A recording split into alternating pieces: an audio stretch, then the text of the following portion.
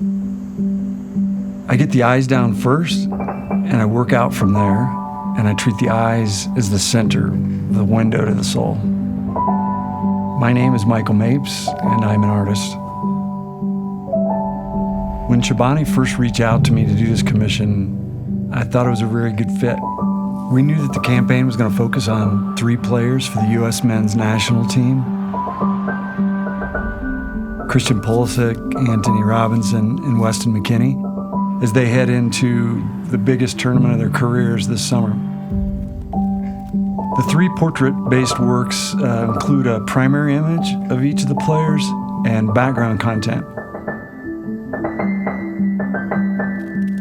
What I'm trying to do with these works is not focus on the superficial aspect of what these players look like, rather to bring in the expression of who they have been, who their influences are, parents, family, friends. I've even inserted and dissected goal netting, cleats, and a soccer ball, encapsulating their lives and their experiences as young footballers. One thing that has always interested me in my work is the relationship to Gestalt principles, parts to a whole. And when I think about these particular works in relation to Chobani and Feed the Dream, the U.S. men's national team, I see a parallel between the parts to the whole and the individuals to the team.